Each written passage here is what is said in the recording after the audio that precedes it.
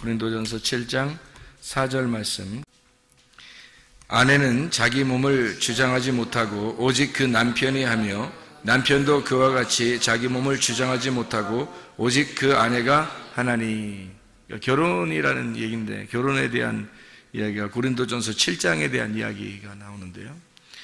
그 중에서 결혼의 어떤 핵심, 결혼이라 하면 이런 거다라고 하는 결혼의 핵심이 나오는데 그게 바로 7장 4절입니다. 아내는 자기 몸을 주장하지 못하고 남편이 그 몸을 주장하게 되는 거고, 남편도 자기 몸을 자기가 주장하지 못하고 아내가 그 남편의 몸을 주장하게 된다. 이게 결혼이거든요. 결혼하기 전에는 어때요? 남자는 남자가 자기 몸을 주장하고, 결혼하기 전에는 여자가 자기 몸을 주장하잖아요. 근데 결혼하게 되면 뭐가 가장 많이 바뀌는 거예요? 남자의 몸이 여자가 주관하고 여자의 몸을 남자가 주관하는, 그게 이제 바뀌는 거죠. 그러면 어떻게 되는 거예요? 자기 몸이 자기를 위해서 있는 줄 알았더니 결혼하고 나니까 누구의 몸이 되더라? 상대방의 몸이 되더라. 그런 말이잖아요. 그죠? 그러니까 결혼이라고 하는 게 완전히 이제까지의 모든 삶을 바꾸는 행위죠. 그러니까 결혼이라는 게 사람이 누구를 만나느냐에 따라서 사람이 달라지는데, 그 누구를 만나느냐는 굉장히 중요한 겁니다. 왜냐하면 이제까지의 모든 인생을 완전히 바꿔가지고 인생을 다르게 살아가는 삶이 바로 결혼이기 때문에 그러는 거죠. 그래서 결혼이 굉장히 중요한데 성경은 결혼에 대한 이야기를 하고 있어요. 그래서 혼자 자기가 자기를 위해서 이렇게 살게 되면 그걸 뭐라고 그래요? 이건 자기를 위로하는 것이니까 그걸 거룩이라 그렇게 말을 해요. 그래서 자기가 자기를 위해서 거룩하게 살아가는 것을 경건이라 그렇게 말합니다. 그럼 그 경건, 그 거룩이라는 건 뭘 통해서 오는가? 디모데전서 4장 5절에 보니까 말씀과 기도를 통해서 거룩해진다. 그것은 누구를 위한 거다? 자기를 위한 거다. 자기를 위한 거기 때문에 자기를 위로하기 위해서 있는 거죠. 자기를 위로해서 있는 거, 자기가 자기를 사랑하는 거, 이거를 뭐라고 그러냐면 성경에서는 거룩이라 이렇게 말하는 거예요. 자기가 자기를 사랑하는 거를 거룩이라 말하는 거고, 그러면 성경에서 말하는 사랑이라고 하는 건 뭘까요? 사랑이라고 하는 건 상대방이 없으면 의미가 없는 게 사랑이에요. 그러니까 거룩은 자기 혼자 해도 되지만 사랑이라고 하는 건 혼자 할 수 없는 거예요. 상대방이 반드시 있어야 사랑할 수 있는 거거든요. 그래서 너희가 하나님을 정말로 사랑하라, 하나님을 몸과 마음을 다하여 정성을 다하여 하나님을 사랑하라. 그게 뭐예요? 이게 그렇게 사랑하라는 게 뭐 할 때 그 사랑하라는 거야? 예배할 때 사랑하라는 거예요. 예배. 그러니까 자 봐봐. 너희의 몸과 마음과 정성을 다해서 뭐 어떻게 하라고? 사랑하라고. 그 사랑한다는 거 그거 어떻게 뭐 할 때 그 말을 쓰는 거예요? 예배할 때 그 말 쓰는 거지. 그러니까 네 몸과 마음을 다해서 정성을 다하여 네 영과 혼과 몸이 합해서서 하나님 앞에 예배해라. 그것은 사랑하라는 말이죠. 그게. 그러니까 혼자 거룩한 척하는 것은 예배가 아니란 말이에요. 그러니까 혼자 있는 것은 자기가 자기를 위로하고 혼자 경건하고 거룩하고 아무리 그렇게 해도 그거는 자위밖에 되지 않는다는 거죠. 자위. 그러니까 자기가 스스로 위로하는 것밖에 되지 않는 거예요. 그러면 자기한테는 만족이 있고 자기한테는 기쁨이 있겠지만 전혀 다른 이 몸에 원래 하나님이 만드신 목적이 있을 거 아니에요. 그래서 자위가 안 된다는 말은 이게 자기 몸을 하나님께서 몸을 만드신 목적은 상대방을 위해서란 말이에요. 그러니까 성경에서의 창세기부터 요한계시록까지의 모든 가르침은 다 어떤 의미라겠어요? 부부에 대한 이야기잖아요. 그죠? 그러니까 창세기에 천지 창조를 하고 난 다음에 남자와 여자를 만드신 이유가 둘이 부부가 되기 위해서예요. 그리고 요한계시록에서는 결국에 새 예루살렘이라는 신부가 신랑 대신 예수님을 만나는 장면을 이야기하려고 성경을 쓴 것이니까 결혼이라는 것만큼 거룩한 것은 없는 거죠. 결혼이라는 것만큼 사랑이라는 건 없는 거예요. 성경에서. 그래서 하나님의 속성을 두 가지로 표현한다면 거룩과 사랑이다. 그 이 두 가지 속성을 가장 잘 나타낼 수 있는 게 바로 뭐냐면 스스로 자기를 거룩하게 하느냐 아니면 남을 위해서 살아가는 사랑이냐 이거죠. 그러니까 스스로 자기가 위로하는 자위, 이건 안 된다는 얘기고 사랑, 다른 사람을 위해서 존재하는 나, 이런 사랑은 필요한 거라는 거죠. 그러니까 사랑을 위해서 내 자신을 거룩하게 준비하는 거거든요. 자, 성경에서 음녀는 예수님의 신부가 될 수 있어요, 없어요? 없죠. 음녀는 예수님의 신부가 될 수가 없어요. 그러니까 거룩한 신부만 예수님의 신부가 될 수가 있거든요. 거룩한 준비를 하는 이유는 뭐예요? 신랑 되신 예수님을 만나기 위해서라는 거죠. 그럼 만나면 어떻게 돼요? 만나면 서로가 자기 게 아니라는 거죠. 자기의 거룩은 자기 게 아니라는 거예요. 그죠? 상대방 거라는 거야. 그럼 그분의 거룩함도 누구 거라는 거예요? 나를 위해서라는 거죠. 그럼 나의 거룩함은 주님을 위해서, 주님의 거룩함은 나를 위해서라는 거죠. 그럼 이걸 뭐라고 그러면 예배라 그렇게 말하는 거란 말이에요. 제가 말하는 것은, 그러니까 이걸 사랑이라 그렇게 말해요. 그러니까 서로 사랑한다 라고 하는 이 말이 예배라는 거죠. 그러니까 예배라고 하는 건 서로 교통하는 것이고 서로 사랑하는 것이다, 서로 만나는 거다. 성경에서는 예수님을 아는 것이 영생이라고 그랬잖아요. 그럼 그 아는 것이 뭐라고요? 히브리 말로 야다라고 그랬죠. 그 야다라고 하는 건 어떤 의미를 가지고 있다고요? 야다 하면 아들을 낳아요. 그 야다라고 하는 게 동침이란 말입니다.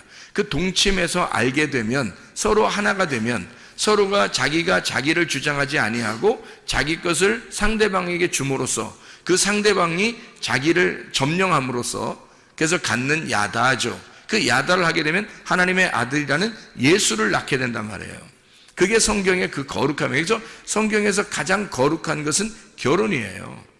부부라고 하는 게 가장 거룩한 거죠. 그래서 부부라고 하는 이 결혼이 가장 거룩한, 그 거룩한 아들을 낳는 것을 성경의 목적이라고 그러는 거죠. 성경의 목적. 그러니까 여러분과 제가 하나님의 아들이 되는 거, 하나님의 아들이 되는 것을 그렇게 만들어 나가려고 하는, 그게 하나님의 창조예요. 우리를 창조하신 목적, 그것은 우리를 하나님의 아들 삼아서 하나님의 아들로 만들어 나가는 거란 말이죠. 자, 뭐예요? 그러니까 그리스도와 교회가 서로 만나서 하나님의 아들이 만들어지는 거죠. 그리스도의 교회가 하나님의 그 그리스도의 몸이에요.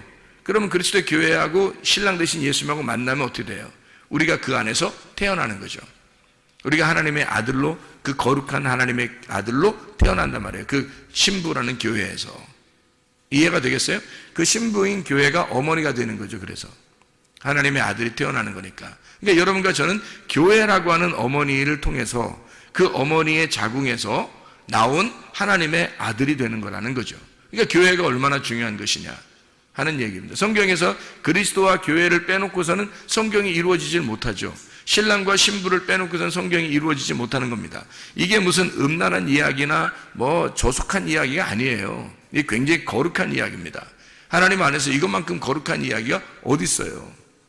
자기가 자기를 주장하지 못하고, 자기가 자기의 거룩을 위해 살지 아니하고, 자기가 자기를 위로하려고 살지 아니하고, 자기가 자기의 기쁨을 위하여 살지 아니하고, 상대방의 기쁨을 위하여 상대방에게 나를 포기하고 주는 행동이잖아요. 그런 행동, 그러니까 그걸 성경에서는 결혼이라고 그러는 거죠. 그래서 사랑은 가장 고귀한 거고 고결한 것이다. 사랑만큼 순결한 것은 없다는 것입니다. 그래서 사랑과 이 정욕이라는 음욕하고는 차이점이 뭐라 그랬어요? 음욕을 품었다. 사람들이 음욕이라는 말은 정욕이라는 거죠. 음욕을 품었다라고 하는 그 음욕이라는, 로마서 1장 26, 27절에 음욕, 오렉시스라고 하는 이 욕망, 남자가 남자를, 여자가 여자를, 자기가 자기를 위해서 살아가는 거, 이거를 하나님의 원래 순리하고 바꿨단 말이에요. 그래서 영리라 그렇게 말하는 거예요. 하나님의 순리는 하나님의 계획, 하나님의 울타리 속에서 하나님이 정하신 그 울타리 안에, 하나님의 계획 안에서 혼이 생각을 가지고 행동하는 걸 말하는 거예요. 그걸 순리라 그렇게 말하는 거고요. 영리라고 하는 건 그냥 자연적으로 자기가 태어났으니까 본능에 충실하여 사는 거, 그냥 본능적으로 살아가는 거잖아요. 그걸 영리라 그렇게 말하는 겁니다. 그러니까 쟤는 이렇게 본능적으로 사냐, 애가 그렇게 하는 건 영리로 사는 거예요. 그게 원래 자연스러움이 아니란 말이에요. 하나님의 그 자연스러움은 반드시 어떤 울타리를 쳐준단 말이에요. 울타리를 쳐주고 그 안에서 자유하라고 말하는 거죠. 그러니까 방탕과 자유는 차이가 있는 거죠. 사람들이 구분을 제대로 못하면 방탕과 자유가 구분이 안 되면 그냥 막 자유한 줄 아는데 그게 아니고, 방탕이라는 건 울타리가 없는 자유함이고, 자유는, 진정한 자유는 울타리가 있는 자유함이란 말이에요. 그래서 울타리가 있는 자유함은 반드시 어디서 나오냐면 진리 안에서 나오게 돼 있죠. 그러니까 진리가 있어야 그 안에 자유가 오니까 진리가 너희를 자유케 만든다, 이렇게 말하는 거죠. 진리를 모르고서는 자유가 있을 수 없는 거죠. 진리를 모르는 상태에서는 다 방종이란 말이에요. 방탕함이란 말이에요, 이게. 그럼 우리는 이제 뭐를 설명하려고 하는 거냐면 이런 거예요. 음란이라는 게, 사랑이라는 거하고 음란이라는 게 차이를 우리가 모르면, 이게 차이를 모르면 음란과 사랑이라는 게 거의 뭐 같은 것처럼 보이잖아요, 육체적으로 보면은. 그런데 결혼이라는 어떤 울타리를 통해서 그 안에서 사랑이라고 하는 걸 나눈다면 이거는 음란이 아니란 말이에요. 이건 더러움이 아니라고, 깨끗한 거라고요, 거룩한 거라고. 그런데 결혼을 벗어나서, 이것을 결혼이라는 울타리를 벗어나서 자기의 그 정욕, 자기의 사랑을 갖다 나누려고 한다면 그것은 음란이라고 이렇게 말하는 거예요. 더러움, 방탕이라고 말하는 거죠. 그러니까 이 울타리라는 진리가 굉장히 중요한 거죠, 우리에게는. 이 말씀이라는 그 진리 안에서 우리가 자유해야 된다는 그런 말이고, 그래서 사랑이라는 건 거룩하고 고귀하고 순결하고 울타리가 있는 자유지만, 음란이라는 음욕은 정욕적이고 더럽고 울타리가 없는 방탕을 의미하는 것이다, 이렇게 볼 수가 있는 거죠. 자, 우리가 그러면 이 사랑이라고 하는 걸 다시 한번 잘 생각해 봐요. 예배라고 하는 게 뭐라고요? 결국엔 사랑이라고요. 근데 그 사랑을 내가 나를 사랑하는 사랑이 아니라 내가 남을 사랑하는 사랑이 진짜 예배라는 얘기죠. 그러면 남을 사랑하는 게, 신부가 사랑할 수 있는 대상이 누구밖에 없어요? 신랑밖에 없는 거예요. 신부는 신랑밖에 사랑할 수가 없어요. 신랑은요, 신부밖에 사랑할 수가 없거든요. 그래서 신부가 신랑을 사랑하고 신랑이 신부를 사랑하는 것이, 그것을 결혼이라, 예배라 그렇게 말하는 거랍니다. 그러니까 서로 사랑인데, 이 서로 사랑한다는 그 서로 사랑이라는 그 예배는, 그 사랑은 예배를 말한다. 신랑이 신부를, 신부가 신랑을 사랑하는 것을 말한다. 이것을 예배라 그런다, 이죠. 그래서 이 사랑이라고 하는 단어를 성경에서는 아가페 사랑이라고 하는 말하고 필레오 사랑이라는 말을 썼어요. 그럼 아가페 사랑이라는 말하고 필레오라는 사랑은 사람들이 보통 어떻게 알고 있어요? 아가페 사랑은 일방적인 사랑을 말해요. 한 사람이 다른 사람을 일방적으로 사랑하는 걸 아가페 사랑이라고 말한다고 그러죠. 그래, 하나님의 사랑이라고 말해요. 그걸 그냥 혼자 있어도 사랑하는 그 사랑, 그냥 절대적인 사랑, 그게 이제 아가페 사랑이라고 그러는 거죠. 그럼 필레오 사랑은 어떤 사랑을 의미한다고 그래요? 서로 사랑을 의미한다고 그러죠. 그러면 이쪽에 사랑한다면 반드시 그 사랑을 받는 사랑, 사랑을 받으면 반드시 사랑을 해주는 사랑, 그래서 사랑을 받고 사랑을 해주는 그 사랑을 필레오 사랑이라 그렇게 말해요. 그러면 아가페 사랑과 필레오 사랑에서 어떤 게 더 사실은 완성적인 것이냐 하면, 아가페 사랑이 필레오가 되면 더 완전한 사랑이 되죠. 완성된 사랑이 되는 거죠. 그래서 예배라고 하는 것은 실제로는 하나님이 아가페 사랑을 해서 우리에게 오는 것은 어떤 면에서 일방적인 거죠. 그는 우리가 그 사랑을, 아가페의 사랑을, 예수님이라는 그 아가페의 사랑을 깨달았어요. 깨닫고 베드로가 요한복음 21장에 예수님을 두 번째 만나고서 그가 필레오 사랑한다고 고백할 때 그 사랑을 깨달았다는 얘기는 어떤 사랑을 깨달았다고요? 당신이 나를 위해서 죽으신 그 아가페 사랑을 깨달았습니다 하는 그 필레오 사랑합니다 라고 고백했던 그 베드로의 사랑이라고 하는 게 어떤 면에서는 예배라는 거죠. 그게 예배. 그러니까 예수님께서 나를 위해서 죽으신 그 사랑을 내가 깨닫고 내가 당신을 이제 드디어 사랑하게 되었습니다 라는 그 사랑은 이제 일방적인 사랑이 아니라 당신과 나의 사랑인데, 나는 당신을 위해서 사랑하게 돼 있고 당신은 나를 위해서 사랑한다는, 당신은 나를 위해 사랑했고 나는 당신을 위해서 사랑하겠습니다 라고 하는 고백이 필레오 사랑이겠죠. 그럼 그 말이 예배라는 얘기입니다. 서로의 사랑이고 서로를 위해서 내 몸은 당신을 위한 것이고 당신의 몸은 나를 위한 것입니다 라고 하는 그 결혼의 관계, 신랑과 신부의 그 관계를 설명해 주고 있는 거죠. 그게 바로 뭐냐면 예배라고 하는 겁니다. 그 야다, 기노스코라고 하는 그 안다라고 하는 것은 실제로 몸과 마음으로 깨달아 아는 것을 의미하는 것이니까, 이것은 스스로 위로하는 자위가 아니라 진짜 사랑이라는 거죠. 하나님과 우리와의 진정한 사랑, 그 필레오의 사랑, 예배가 성립된 서로의 사랑, 서로 통한 사랑, 통했느냐 할 때 그 서로 통하는 사랑, 그 서로 관계가 있는, 서로 통하는 사랑을 말하는 것입니다. 그래서 룻이라고 하는 사람이 친구라 그랬죠. 친구, 룻이라는 여자의 이름이 친구라 그래요. 그러면 룻이라는 사람과 보아스의 만남은 어떤 관계의 만남이라고요? 친구의 만남의 관계라고요. 그럼 친구는 어때요? 비밀이 있어요, 없어요? 없어요. 비밀이 없다는 말은 비밀이 벗겨졌다는 얘기고, 이게 진리가 드러났다는 얘기거든요. 진리라고 하는 건 비밀이 사라졌다는 게 진리예요. 진리는 뭔가 감추어져 있는 것이 더 이상 감추어지지 않았다라는 게 진리라는 말이거든요. 그러면 반대로 거짓은요, 감추어져 있다, 아직도 깨닫지 못했다, 아직 모르겠다, 내가 저 사람을 모르겠다라면 거짓이란 말이에요. 그러니까 거짓은 뭔가 감추어져 있는 걸 거짓이라 그러고, 진리라고 하는 것은 뭔가 드러난 것을 진리라 그렇게 말하는 거거든요. 자, 친구는 거짓이라는 비밀이 없어요. 이렇게 감추어진 게 없는 걸 친구라 그런다고. 요한복음 15장 13절부터 17절까지 말씀하는 거죠. 예수님이 우리를 갖다가 뭐라고 했다고? 친구라 그렇게 말했다고. 너희에게는 종이라 하지 않으니까 너와 나는 비밀이 없다 이렇게 말해요. 그러니까 비밀스러운 게 없으면 진리 가운데 있는 거고, 진리는 우리를 자유하게 하는 거고, 그 진리라는 울타리를 통해서 그 안에서 마음껏 사랑하자라고 하는 게 주님과 우리와의 사랑이고, 그게 예배라는 것입니다. 예배가 그만큼 소중한 거고, 그만큼 아름다운 거고, 그만큼 사랑스러운 거예요. 그러니까 예배라고 하는 걸 모르면 사랑을 나누는 예배가 안 되고, 그냥 억지로 막 힘들지만 내가 와서 참여해서 예배를 드려야 하는 그런 율법적인 예배가 되겠죠. 그 말은 서로 사랑이 안 되는 거죠. 아직 통하지 않은 겁니다. 아직 예수님의 그 마음과 통하지 않은 거예요. 하나님의 마음을 모르고 그냥 일방적으로 예배를 드리는 거죠. 자기가 그냥 옳다고 생각하는 거, 자기는 그냥 이것이 옳다라고 생각해서 이렇게 하면 되겠지라고 생각하는 자기의 정답이 있는 거예요.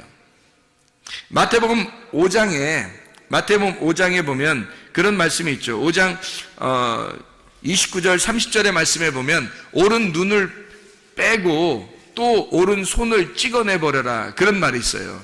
그리고 천국에 들어가는 게 더 낫다 그런 말이 있거든요.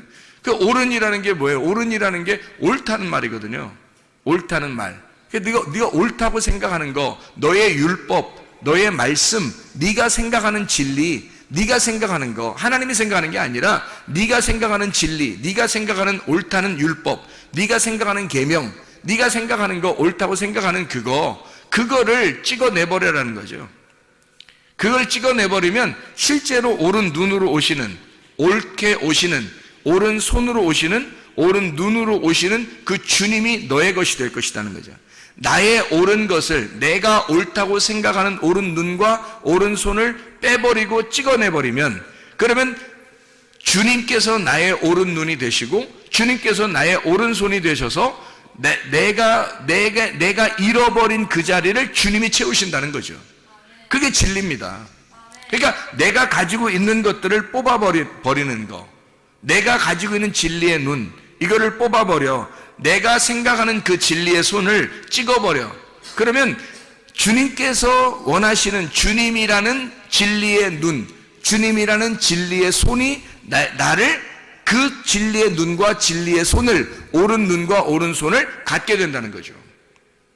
그러면 이게 어떤 얘기할 때 이게 나온 거예요? 이게 어떤 얘기할 때?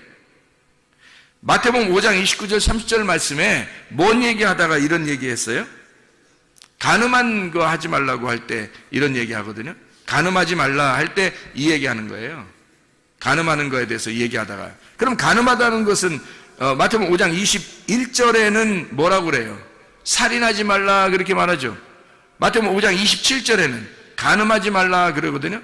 성경에서 가장 대표적인 율법, 가장 대표적으로 우리에게 가장 대표적으로 하지 말라는 게 뭐냐면 살인하지 말라는 말하고 간음하지 말라는 얘기거든요. 그러면 살인하지 말라, 간음하지 말라, 이게 왜 그럼 그 두 가지가 이렇게 같이 써 있죠? 그게 우상숭배이기 때문에 그런 거예요. 예배가 잘못되면 우상숭배가 되잖아요. 그렇죠? 예배가 잘 되면 하나님 앞에 예배 드리는 것이 되는데 예배가 잘못되면 다 우상숭배가 돼버리죠. 그러니까 우상숭배하지 말라는 말이에요, 이게. 그러니까 살인하지 말라, 우상숭배하지 마라, 간음하지 마라, 우상숭배하지 말라는 얘기예요. 그러니까 이게 결국에는 하나님이라는 그 진짜 남편을 버리고 다른 남편 따라가지 말라는 얘기예요. 그러니까 하나님 앞에 다른 남편 하나님 앞에서 네가 다른 남편 따라가면 간음이죠. 다른 남편을 위해서 섬기게 되면 우상 숭배가 되죠. 제사가 되죠. 그게 살인이라는 거죠. 하나님은 어떤 동물을 잡아들이라고 하나님이 원하시는 게 아니잖아요. 예수 그리스도라는 자기가 아들을 갖다가 우리를 위해서 아들을 선물로 주신 그 선물을 가져오라는 거 아니에요. 그 아들, 자기가 우리에게 주신 그 아들을 가져오라는 거거든요. 그걸 예배라 그러는 거예요. 그런데 사람들은 동물을 하나 잡아서 드리면 그게 예배인 줄 알았다고, 사람들이. 구약에서는. 그래, 그걸 뭐라고 하냐면 연기를 피운다, 제사 드린다, 희생제사한다. 이게 뭐냐면 살인이라는 단어거든요. 그 살인이라고 하는 게 희생제사란 말이에요. 간음이라고 하는 건 다른 남편 따라가는 거고요. 그래서 하나님인 줄 알고 다른 남편을 갖다 열심히 섬겨, 이게 바알 숭배예요. 하나님인 줄 알고 열심히 섬겼는데 그게 자기들은 열심히 섬긴다고 했는데 그게 알고 보니까 바알 숭배가 되어버리는 거죠. 바알을 따라가. 바알이라는 단어가 뭐냐면 남편이라는 단어거든요. 그러면 하나님이 바알 숭배한 사람들 왜 자꾸 이렇게 책망하고 저주하고 그들을 갖다가 이렇게 심판하고 그러죠? 바알이라는 그들은 자기들이 그게 남편인 줄 알고 그게 하나님인 줄 알고 그렇게 섬긴 거거든요, 그게. 그런데 하나님은 그 바알이라는 것을 갖다가 섬기지 말라는 거예요. 책망하고. 왜 그렇게 말하냐면 바알이라고 하는 게 남편은 남편인데 다른 남편인 거죠. 하나님이라고 하는 남편은 원래 보이질 않아요. 근데 사람들이 보이지 않으니까 보이는 남편을 따라가는 거라고. 보이는 남편을 따라가서 그 바알이라는 것을 남편인 줄 알고 하나님인 줄 알고 따라가 섬긴 거예요. 그걸 하나님께서는 뭐라고 그러냐면 그걸 살인한 것이다. 너희들이 예배드린 것은 다 살인한 것이다. 그것이 간음이다. 그것은 우상숭배에 해당하는 것이다. 진정한 예배를 드린 게 아니고 영적인 예배를 드린 게 아니다. 영과 진리로 예배를 드려야 하나님 받아주시는데 이런 잘못된 살인 그리고 잘못된 간음을 통해서 하나님 앞에 우상숭배로 예배를 드린 것이다. 예배가 성립되지 않았다는 얘기입니다. 자, 어떤 게 그럼 예배라는 거예요? 하나님이 원하시는, 하나님이 기뻐하시는 예배라는 건 뭘 예배라고 그러는 거예요, 그럼? 자, 살인하지 말라, 간음하지 말라가 이게 예배를 제대로 드려라는 얘기고 우상숭배하지 말라는 얘기인데, 그러면 이거 진짜 예배는 어떤 거냐고, 그럼? 진짜 예배는요? 진짜 예배는 어떤 거예요? 룻이 보아스를 만나서 사랑하는 걸 진짜 예배라 그러는 거라고요. 그러니까 제대로 룻이 보아스를 알고 보아스가 룻을 아는 거, 서로 야다하는 거예요. 예수님이 나를 알고 내가 예수님 아는 거, 그 진리 가운데 그분을 알게 된 거, 그거를 예배라 그렇게 말하는 거라고요. 그러니까 그걸 모르는 거는 열심히 우리가 희생제사하고 간음하고 이렇게 바알 숭배하고 하나님이라고 믿고 이렇게 다 하는데 그 다 우상숭배라는 거죠. 잘못된 예배를 드린다는 거예요. 진정한 예배는 뭐냐면 하나님을 아는 거예요. 룻이 보아스를 아는 거, 보아스가 룻을 아는 거. 둘이 같은 밭에서 만나서 서로 사랑을 나누는, 서로 알게 된 것, 그것을 예배라 이렇게 말하는 거죠. 그러니까 예배라고 하는 것은 아주 단순합니다. 하나님을 아는 걸 예배라 그렇게 말하는 거예요. 하나님은 우리에게 자기를 알려주기를 원하시고, 하나님께서 우리를 잘 아시고 우리도 주님을 잘 알기를 원하셔요. 다시 말하면 둘이 사랑하기를 원하시는데, 하나님은 나를 위해서 자기 몸을 주시고요. 그러면 우리는 어떻게 돼요? 나는 하나님을 위해서 내 몸을 드려야 된다는 거죠. 자, 내 몸이 내 거가 아니라 누구 거라고요? 아내는 내 몸이 내 거가 아니라 누구 거예요? 남편 거라고요. 남편은 자기 몸이 자기 게 아니라 누구 거예요? 아내 거라고요. 그러면 그리스도께서는 나를 위해서, 그 신랑 되신 그리스도는 나를 위해서 자기 몸을 주셨고, 나는 내 몸을 누구를 위해서 드려야 돼요? 예, 그리스도를 위해서, 신랑 되신 그리스도를 위해서 내 몸을 드려야 된단 말이에요. 이거를 내 몸은 내가 주장하지 못하고 그리스도께서도 그리스도의 몸을 자기가 주장하지 못하는 거예요.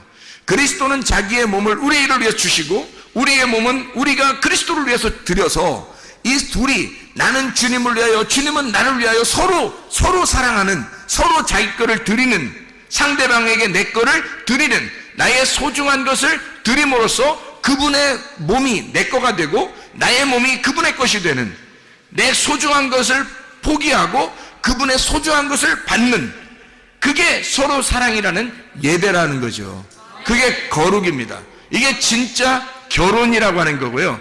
결혼해서 사랑하는 야다, 아는 것, 이것을 예배라고 그렇게 말하는 것입니다. 예배는 그러니까 어색한 거나 뭐 율법적인 거나 어려운 거나 힘들고 막 어려워 죽겠는데 뭐 할 수 없이 내가 예배 드리러 가야 돼, 뭐 이런 게 아니에요. 이게 사랑이에요. 사랑을 나누는 거라고. 하나님의 말씀 안에서 그 말씀을 서로 먹는 시간, 주님에게 내 몸을 드리는 시간, 주님의 몸을 내가 받는 시간이란 말이에요. 서로 동침하는 시간이라고. 그게 서로 하나가 되는, 결혼하는, 서로가 자기의 몸을 자기가 주장하지 못하고 상대방이 주장하게 하는 그 시간이란 말이에요. 가장 아름다운 시간이겠죠. 가장 사랑스러운 시간이겠죠. 그게 예배라고요. 그게 성경에서 말하는 예배의 정확한 표현이라고요. 제가 알기로는 이게 성경에서의 예배의 가장 정확한 표현인 것 같아요. 고린도전서 7장 3절부터 9절까지의 말씀입니다. 그래서 얘기해요. 서로 사랑하는, 자기가 자기를 사랑하는 게 아니라 상대방을 위하여 자기를 드리는 사랑, 이게 진정한 사랑이다 라고 하는 것을 우리에게 말하고 있는 거죠. 고린도전서 10장 1절부터 22절까지의 말씀을 여러분 이렇게 보면요, 고린도전서 10장 1절부터 22절까지의 말씀에 보면 거기에 홍해 바다를 건너는 침례가 나오고요, 영적 음식, 신령한 음식을 먹는다는 말이 나오고, 영적 음료, 신령한 음료를 먹는다는 말이 나와요. 이게 다 뭐냐면 성경에서 여기 고린도전서 10장에 1절부터 22절까지의 말씀은 다 같이 우상을 얘기하는 겁니다. 너희가 신령한 음식을 먹고 신령한 음료를 마시고 그리고 이 침례를 너희가 받았다 할지라도 그것은 다 무슨 행위냐면 외적인 우상 숭배라는 겁니다. 그거는 형상이라는 거죠. 우상이라는 겁니다. 형상. 그건 하나의 그림자예요. 그림자라고 하는 이 형상은 세메이온이라고 그래요. 이거 표적이라고 그럽니다. 사람들이 기적을 따르고 뭐 이적을 따르고 어떤 표적을 따른다는 그 표적을 통해서 하나님은 반드시 뭔가를 가르쳐 주려고 그러는 거예요. 예를 들어서 소경의 눈을 떴어요. 그러면 소경의 눈이 뜬 것은 뭐를 설명해 주게 한 것 같아요. 여러분이 성경에서 보면 반드시 진리의 눈이 가려졌던 것이 진리가 열어졌다는 것을 알려주려고 하는 거거든요. 그러니까 율법의 눈이 너희가 가려져 있어. 그래서 너희가 껍데기만 보고 있는데 이 껍질이 벗겨져 눈이 열려져. 사도 바울이 사울이었을 때 그가 눈이 가려져 있었는데 예수를 만나니까 눈꺼풀이 벗겨지는 것처럼 이렇게 진리의 눈이 열려지는 거, 이게 소경의 눈을 띄워주고 하시는 주님의 마음입니다. 그 말씀이거든요. 이것은 그러니까 소경을 눈을 뜨게 한다는 건 뭐예요? 그거는 진짜 진리를 보게 하는 거예요? 아니면 그거를 알려주는, 이런 것이 있다고 알려주는 세메이온, 어떤 표적이에요. 표적이라고요. 그래서 기적을, 예수님이 가는 곳마다 기적을 일으키고 표적을 일으킨 이유는 바로 그걸 통해서 진리의 말씀을 설명하고자 한 것이었습니다. 근데 사람들은 그 표적을 따라요. 그 세메이온을 따라간다고요. 그게 바로 뭐냐면 손가락과 같은 거거든요. 세메이온이라는 건 손가락과 같은 거예요. 꽃을 이렇게 지시할 때, 이게 지적할 때 내가 손가락으로 이게 꽃을 이렇게 지적하잖아요. 그러면 이 손가락을 사람들이 쳐다보면 되겠어요? 손가락이 지시하는 꽃을 쳐다봐야 되겠죠.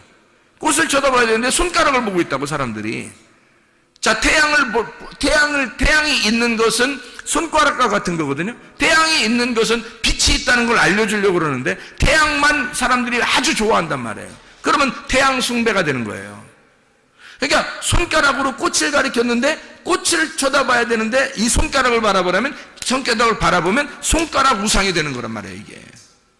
여러분, 여기에 목사를 세워놨어요. 목사를 바라보고서 구원받는 게 아니거든요. 목사를 통해서 누굴 쳐다보라는 거예요. 이 손가락이라는 목사를 통해서 누구를 바라보라고요. 실체이신 예수님을 만나라고 그러는 거거든요. 예수님을 쳐다보라고 중간에 손가락을 둔 거예요. 손가락으로 가리키는 거거든. 그게 손가락 같은 게 그림자 세메이온이에요. 저도 여러분 앞에 서 있는 표적이라고요, 이게. 그러니까 표적을 따라가거나 표적을 믿거나 하는 게 아니라고요. 표적을 통해서 반드시 실체를 만나야 된다고요.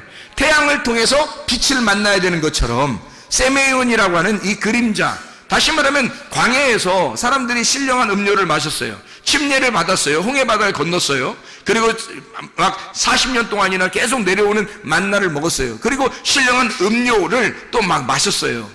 그렇게 하면서도 그들은 광야에서 다 죽었어요. 왜? 성경에서는 고린도전서 10장의 1절부터 4절에 계속 1절부터 22절까지 설명해서 왜 그런 이야기를 하나요? 이 표적을 통해서 그들이 표적을 맛보았지만 그러나 광야에서 다 죽었다.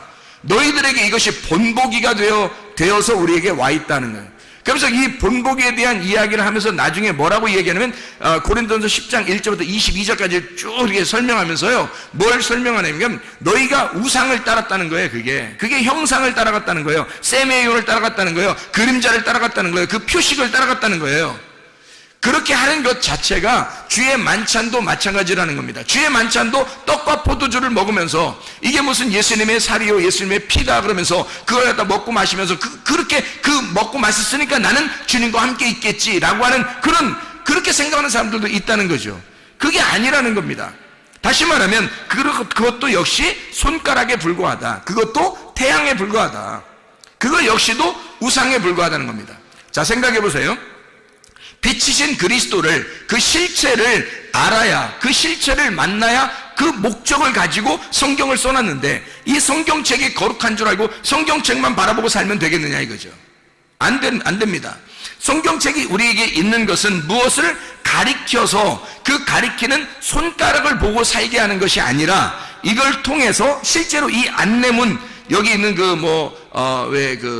제품 설명서죠. 이게 이 성경책이 제품 설명서와 같은 거예요. 근데 그 제품을 갖다 사용해야지 설명서만 쳐다보고 살면 되겠습니까? 말이 안 되죠. 이게 설명서라고요. 하나님을 만나서 어떻게 살아야 되는지에 대한 설명서란 말이에요. 그러니까 하나님 만나는 게 훨씬 더 중요한 거죠. 그게 실체지. 우리는 어떤 우상을 숭배하는 그런 예배를 드리는 사람들이 얼마나 많은가. 실제로 주님 만나는 것이 아니라 주님과 사랑을 나눠야 되는데 주님과 사랑을 나누려고 하는 게 아니라 뭔가 이상하다 이 말이에요. 뭔가 다른 걸 자꾸 표적을 따르고 기적을 따르고 손가락만 쳐다보고 앉아있다는 거죠. 그게 이상하다는 거죠. 진짜를 못 만났다는 거죠. 자, 생각해 보세요. 하나님이 어떤 형상을 가지고 있어요? 안 가지고 있어요? 안 가지고 있어요. 하나님의 형상이 없단 말이에요. 하나님은 영이고 진리이기 때문에 형상이 없어요. 하나님의 모양이 없으니까, 그런 형상이 없으니까 누가 내려왔어요? 하나님이라는 분을 있다고 알려주려고 누가 내려왔어요? 예수님이 내려왔다고요. 예수님이 내려왔는데 예수님은 누구의 형상이에요? 하나님의 형상이라고. 하나님의 형상이 예수님이라고요. 그러니까 이 형상은 때려 부셔야 돼, 안 부셔야 돼? 때려 부셔야 되죠. 그래서 예수님이 십자가 못 박혀 죽는 거예요. 자기 형상은 깨져야 되니까.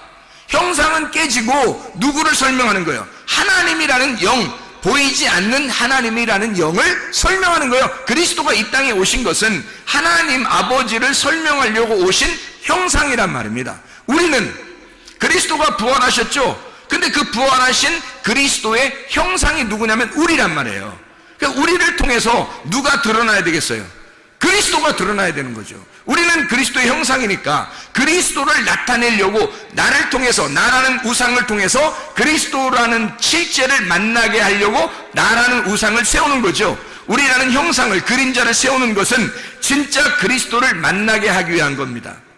그렇죠? 그러면 그리스도를 만나는 실체를 만나도록 하셔야지 자기를 갖다가 만나게 하면 안 되는 거죠. 그러니까 나는 나를 자랑해서는 안 된다는 겁니다. 그죠? 그러니까 나라고 하는 건 누구를 위해 존재한다? 그리스도를 위해서 존재한다. 그리스도는 누구를 존재한다? 하나님을 위해서 존재한다. 그리스도가 하나님을 위해서 존재하기 때문에 빌립보서 2장 5절부터 11절까지 말씀에 자기를 십자가에 죽기까지 복종하시다 그러는 거예요. 왜냐면 그분이 십자가 못 박혀 죽어야 하나님 아버지가 영광을 받고 드러나기 때문에 그렇습니다. 그 실체가 나타나기 때문에. 왜냐면 그분이 육체라고 하는 인간의 몸으로 오셔가지고 그분이 죽으셔서 부활하신 하나님이 되셔야 진짜 하나님을 알 수 있거든 우리가. 그래서 그리스도가 하나님을 소개하려고 이 땅에 오셔서 자기가 그리스도를 소개하고 하나님을 소개하고 마지막으로 자기가 십자가 못 박혀 죽으면서 다 완성했다고 말하는 겁니다. 그럼 우리들도 그리스도를 나타내려면 어떻게 해야 돼요? 자기 십자가를 지고 자기를 부인하고 따라가 내가 십자가를 지고 죽을 때 그때 완성된다는 거죠. 그래야 그리스도가 나타난다는 것입니다. 그러지 않고서는 그리스도가 안 나타나는 거예요. 그리스도가 내가 하나가 되려면 내가 죽어야 그리스도와 하나가 되는 거죠. 그리스도가 하나님하고 하나가 되려면 그리스도가 죽어야 하나님하고 하나가 돼서 하나님으로 나타난단 말이에요. 이해가 되시죠? 그러니까 하나님을 나타내기 위해서 그리스도를 나타내기 위해서 내가 존재하는 거라는 거예요. 이게 다 모두 다 우상인 거죠. 자, 이스라엘 백성이 애굽에서 탈출해가지고 홍해바다를 건넌 것도 형상이죠. 그림자죠. 만나를 먹은 것도 그림자입니다. 형상이에요. 음료를 마신 것도 신령한 반석으로부터 나온 그 음료를 마신 것도 다 형상이에요. 그림자예요. 신령한 반석은 그리스도라는 거죠. 반석이 중요한 게 아니라, 그래서 반석을 섬기는 게 아니라 그리스도를 만나야 된단 말이에요. 실제이신 그리스도를 만나는 것이 목적이라는 거죠. 하나님은 우리에게 영으로 진리 안에서 예배하고 함께 만나서 서로 사랑하자. 이것이 안 되면 너희는 우상 숭배하는 것이다. 우상 숭배는 살인하는 거야. 그게 다른 신을 섬기는, 다른 남편을 만난 간음하는 자이다. 이렇게 말하는 거죠. 그래서 우상 숭배는 살인이고 간음하다. 그래서 고린도전서 10장 1절부터 22절까지 말씀에서는 우상 숭배하지 마라 그래요. 우상 숭배하지 마라. 그게 뭐 하지 말라는 말이에요? 살인하지 마라 그런 말이에요. 다시 말하면 뭐 하지 말라? 간음하지 말라는 말입니다. 시험하지 말라는 말이에요. 원망하지 말라는 말입니다. 그럼 어떻게 해야 돼? 하나님의 성령 안에서 그리스도의 몸이 되어 교회로 하나가 되어야 된다. 이렇게 고린도전서 10장에는 설명해 주고 있단 말입니다. 교회 안에서, 그리스도 안에서 우리가 그리스도의 몸이 되어 교회로 하나가 될 때 이걸 깨닫게 된다는 거예요. 그렇지 않으면 절대 깨닫지 못해요. 자기는 자기가 자기를 사랑해서 자기가 자기를 위해서 살게 되면 절대 상대방을 이해할 수가 없습니다. 그리스도가 그리스도를 위해서 스스로만 살게 되면 우리는 절대 그리스도를 이해할 수가 없어요. 그리스도가 나를 위해서 죽으셨기 때문에 우리가 비로소 그리스도를 통해서 하나님을 알게 된 거죠. 여러분, 마찬가지예요. 그리스도께서는 우리에게 아내의 몸은 남편이 주장하고 남편의 몸은 아내가 주장하는 것이다. 그게 고린도전서 7장 4절의 말씀이에요. 아내는 자기 몸을 주장하지 못하고 오직 그 남편이 하며 남편도 그와 같이 자기 몸을 주장하지 못하고 오직 그 아내가 하나니. 이게 뭐라고요? 사랑이라고요. 이게 서로 사랑이라고요. 이게 부부의 관계라고요. 이걸 결혼이라고 말하는 것입니다. 결혼하기 전에는 자기 몸을 자기가 스스로 자위하고 자기가 자기 스스로 자기 거라고 생각했어요, 몸을. 근데 결혼하자마자 자기 몸이 자기 게 아니라 상대방의 것인 걸 비로소 깨달았단 말이죠. 그게 결혼이라고 하는 거죠. 그리스도는 나를 위해서 자기의 몸을 주셨다고요. 나하고 결혼하기 위해서 자기의 몸을 나에게 주셨다고요. 그러면 나는 내 몸을 그리스도를 위해서 드리는 거란 말이에요. 그는 네 몸과 마음과 정성과 뜻과 영을 다하여 혼을 다하여 네가 목숨을 다하여 하나님을 사랑하라 라는 말이죠. 그러면 네 모든 것을 다 드려서 예배하라 그런 말이잖아요. 진정으로 예배하려면 그렇게 하나님 앞에 자기의 몸을 다 드려서 하나님 앞에 예배하라. 하나님은 나에게 자기를 다 드려서, 나를 위해서 자기 몸을 다 드려서 예배했다고요. 그러면 나는 내 것을 다 하나님 앞에 드려서 예배하는 것이 당연한 것이 아닌가. 그게 결혼이 아닌가 이 말이에요. 진짜 하나님하고 그리스도와 결혼해야 우리가 신부가 된 거고, 그리스도의 신부가 돼야 하나님 나라에 가죠. 하나님 나라에 가야 하나님 나라가 된 것이고, 하나님 나라가 하나님의 말씀인 거거든요. 여러분, 천국에 가려고 우리가 교회 나왔는데 하나님 나라에 천국에 못 가면 안 되잖아요. 그럼 어떻게 할 때 천국 가요? 내가 그리스도의 몸이 됐을 때, 그게 천국 가는 사람, 백성이거든요. 그러면 어떻게 생각해 봐요? 내가 그리스도를 위하여 내 것을 다 드렸을 때, 그때 그리스도의 몸이 되는 것입니다. 그리스도가 나를 위해 자기 몸을 다 주셨기 때문에 그리스도는 내가 되신 거죠. 그리스도가 내가 되고 내가 그리스도가 될 때 그게 천국이라는 것입니다. 예배라고 하는 것은 서로 사랑이에요. 예배라는 것은 그리스도와 우리가 둘 다 사랑하는, 서로 사랑하는, 동침하고 야다하고 기노스코하는, 서로 몸과 마음으로 깨달아 아는 그 아주 사랑스럽고 아주 아름다운 시간을 예배라 그렇게 말하는 것입니다. 진정으로 예배 송구하는 주의 사람들이 다 되시기를 바랍니다.